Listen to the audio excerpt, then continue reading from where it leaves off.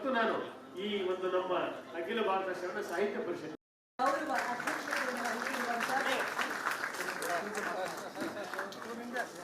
ಸನ್ಮಾನ್ಯ ಶ್ರೀ ಬಸವರಾಜ ಬೊಮ್ಮಾಯಿ ಅವರು ಈಗ ತಾನೇ ವೇದಿಕೆಗೆ ಆಗಮಿಸಿದ್ದಾರೆ.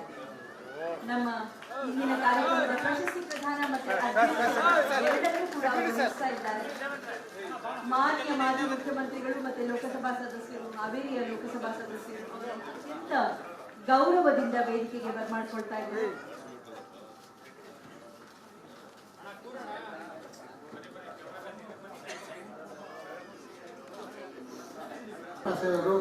ಮತ್ತು ಜೀವಮಾನ ಸಾಧಕ ಶ್ರೀ ವೀರಣ್ಣ ಡಾಕ್ಟರ್ ವೀರಣ್ಣ ರಾಜನ್ ಅವರು ಅವರೆಲ್ಲರೂ ಕೂಡ ನಿಮ್ಮೆಲ್ಲರ ಪೂರ್ವಕವಾದ ಸ್ವಾಗತವನ್ನು ಬಯಸ್ತಾರೆ.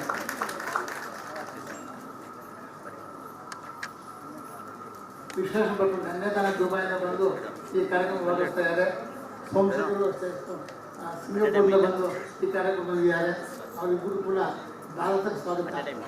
ವಿಶೇಷಪಟ್ಟು ಆವಾಗ ಅವರು ಭಾರತಕ್ಕೆ ಬರ್ತಾ ಇರ್ತಾರೆ. ಸಾಮಾನ್ಯವಾಗಿ ಜಾಸ್ತಿ ಹೊರಗಡೆ ಇರ್ತಾರೆ.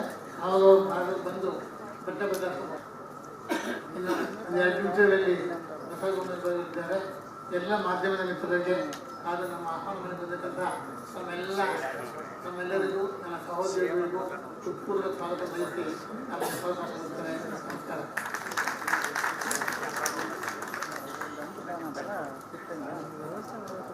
ಅಖಿಲ ಭಾರತ ಶರಣ ಸಾಹಿತ್ಯ ಪರಿಷತ್ತಿನ ಅಧ್ಯಕ್ಷರಾದಂಥ ಡಾಕ್ಟರ್ ಸಿ ಸೋಮಶೇಖರ್ ಅವರನ್ನ ಅವರ ಪ್ರಾಸ್ತಾವಿಕ ನುಡಿಗಳಿಗಾಗಿ ಆಹ್ವಾನಿಸ್ತಾರೆ.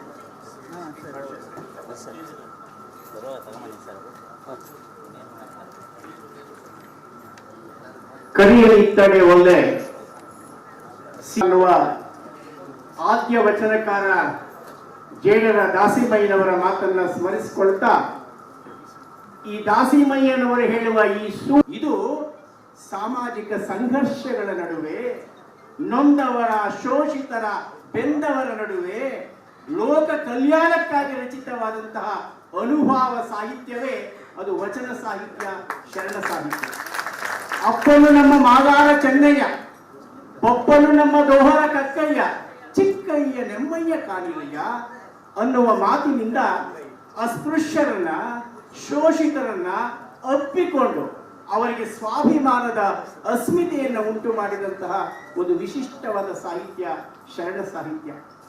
ಕಾಯಕವೇ ಕೈಲಾಸ ಅನ್ನುವ ಸೂತ್ರವನ್ನ ಪ್ರತಿಪಾದನೆ ಮಾಡ್ತಾ, ಯಾರು ಸೋಮಾರಿಗಳಾಗಬಾರದು, ಸತ್ಯಶುದ್ಧ ಕಾಯಕವನ್ನು ನಿರ್ವಹಿಸಬೇಕು ಅನ್ನುವ ವಿಶಿಷ್ಟ ಕಾಯಕ ಸಿದ್ಧ. ಎಲ್ಲರಿಗೂ ನಮಸ್ಕಾರ. ಸನ್ಮಾನ್ಯ ಮತ್ತು ಜೀವಮಾನ ಸಾಧಕ ಶ್ರೀ ವೀರಣ್ಣ ಡಾಕ್ಟರ್ ವೀರಣ್ಣ ರಾಜನ್ ಅವರು ಅವರೆಲ್ಲರೂ ಕೂಡ ನಿಮ್ಮೆಲ್ಲರ ಪೂರ್ವಕವಾದ ಸ್ವಾಗತವನ್ನು ಬಯಸ್ತಾರೆ.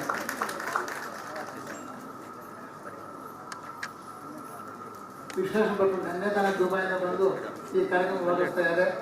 ಸಂಸದರು ಅಷ್ಟೇ ಸಿಂಗಾಪುರ್ನಿಂದ ಬಂದು ಈ ಕಾರ್ಯಕ್ರಮ ಬಂದಿದ್ದಾರೆ. ಅವರಿಬ್ಬರು ಕೂಡ ಭಾರತಕ್ಕೆ ಸ್ವಾಗತ.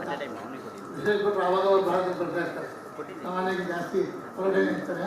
ಆವಾಗ ಅವರು ಭಾರತಕ್ಕೆ ಬಂದು ಬಟ್ಟೆ ಬದಲಾಯಿಸ್ತಾರೆ. ಇನ್ನು 2 ನಿಮಿಷಗಳಲ್ಲಿ ಬಸವಗೊಂಡಿದ್ದಾರೆ. ಎಲ್ಲ ಮಾಧ್ಯಮದ ಮಿತ್ರರಿಗೆ ಆದ ನಮ್ಮ ಆಹ್ವಾನದಲ್ಲಿ ಬಂದಿರ್ತಕ್ಕಂಥ ನಮ್ಮೆಲ್ಲರಿಗೂ ನನ್ನ ಸಹೋದರಿಗಳಿಗೂ ಹೃತ್ಪೂರ್ವಕ ಸ್ವಾಗತ ಬಯಸಿ ನಮ್ಮ ಅವಕಾಶ ಕೊಡ್ತಾರೆ. ನಮಸ್ಕಾರ.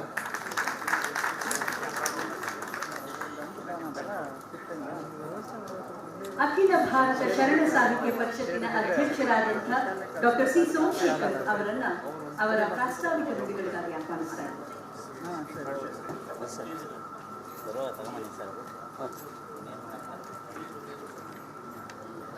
ಕರಿಯಲಿತ್ತಡೆ ಒಳ್ಳೆ ಅನ್ನುವ ಆದ್ಯ ವಚನಕಾರ ಜೇಡರ ದಾಸಿಮಯ್ಯನವರ ಮಾತನ್ನ ಸ್ಮರಿಸಿಕೊಳ್ತಾ, ಈ ದಾಸಿಮಯ್ಯನವರು ಹೇಳುವ ಇದು ಸಾಮಾಜಿಕ ಸಂಘರ್ಷಗಳ ನಡುವೆ, ನೊಂದವರ ಶೋಷಿತರ ಬೆಂದವರ ನಡುವೆ ಲೋಕ ಕಲ್ಯಾಣಕ್ಕಾಗಿ ರಚಿತವಾದಂತಹ ಅನುಭವ ಸಾಹಿತ್ಯವೇ ಅದು ವಚನ ಸಾಹಿತ್ಯ, ಶರಣ ಸಾಹಿತ್ಯ.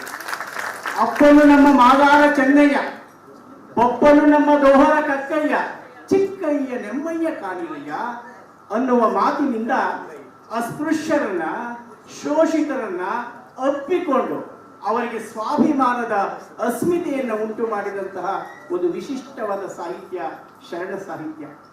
ಕಾಯಕವೇ ಕೈಲಾಸ ಅನ್ನುವ ಸೂತ್ರವನ್ನ ಪ್ರತಿಪಾದನೆ ಮಾಡ್ತಾ ಯಾರು ಸೋಮಾರಿಗಳಾಗಬಾರದು, ಸತ್ಯಶುದ್ಧ ಕಾಯಕವನ್ನ ನಿರ್ವಹಿಸಬೇಕು ಅನ್ನುವ ವಿಶಿಷ್ಟ ಕಾಯಕ ಸಿದ್ಧ.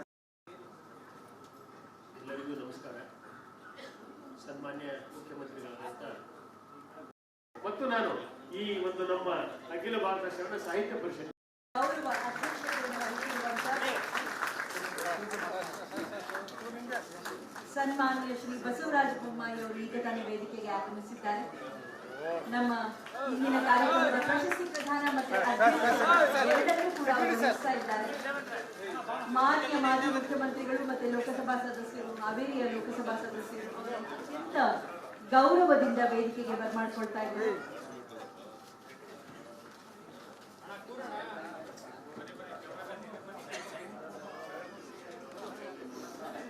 ಸೇವರು ಮತ್ತು ಜೀವಮಾನ ಸಾಧಕ ಮತ್ತು ಶ್ರೀ ವೀರಣ್ಣ ಡಾಕ್ಟರ್ ವೀರಣ್ಣ ರಾಜೂರವರು ಅವರೆಲ್ಲರೂ ಕೂಡ ನಿಮ್ಮೆಲ್ಲರ ಪೂರ್ವಕವಾದ ಸ್ವಾಗತವನ್ನು ವಹಿಸ್ತಾರೆ.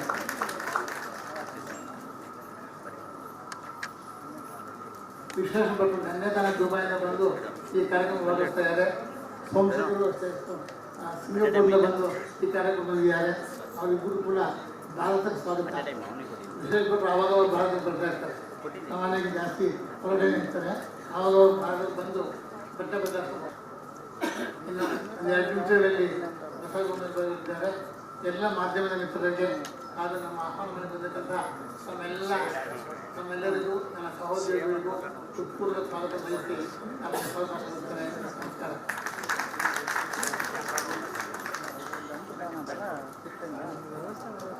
ಅಖಿಲ ಭಾರತ ಶರಣ ಸಾಹಿತ್ಯ ಪರಿಷತ್ತಿನ ಅಧ್ಯಕ್ಷರಾದಂತಹ ಡಾಕ್ಟರ್ ಸಿ ಸೋಮಶೇಖರ್ ಅವರನ್ನ ಅವರ ಪ್ರಾಸ್ತಾವಿಕ ನುಡಿಗಳಿಗಾಗಿ ಆಹ್ವಾನಿಸ್ತಾ ಇದ್ದಾರೆ.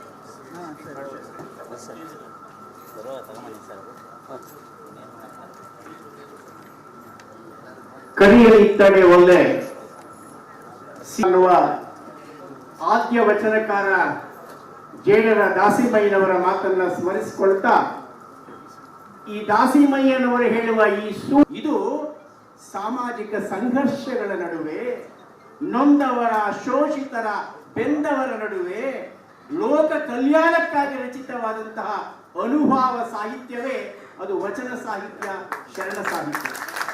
ಅಪ್ಪನು ನಮ್ಮ ಮಾದಾರ ಚೆನ್ನಯ್ಯ, ಪಪ್ಪನು ನಮ್ಮ ದೋಹರ ಕಕ್ಕಯ್ಯ, ಚಿಕ್ಕಯ್ಯ ನೆಮ್ಮಯ್ಯ ಕಾಣಿರಯ್ಯ ಅನ್ನುವ ಮಾತಿನಿಂದ ಅಸ್ಪೃಶ್ಯರನ್ನ, ಶೋಷಿತರನ್ನ ಅಪ್ಪಿಕೊಂಡು ಅವರಿಗೆ ಸ್ವಾಭಿಮಾನದ ಅಸ್ಮಿತೆಯನ್ನು ಉಂಟು ಮಾಡಿದಂತಹ ಒಂದು ವಿಶಿಷ್ಟವಾದ ಸಾಹಿತ್ಯ ಶರಣ ಸಾಹಿತ್ಯ. ಕಾಯಕವೇ ಕೈಲಾಸ ಅನ್ನುವ ಸೂತ್ರವನ್ನ ಪ್ರತಿಪಾದನೆ ಮಾಡ್ತಾ ಯಾರು ಸೋಮಾರಿಗಳಾಗಬಾರದು, ಸತ್ಯಶುದ್ಧ ಕಾಯಕವನ್ನ ನಿರ್ವಹಿಸಬೇಕು ಅನ್ನುವ ವಿಶಿಷ್ಟ ಕಾಯಕ ಸಿದ್ಧ.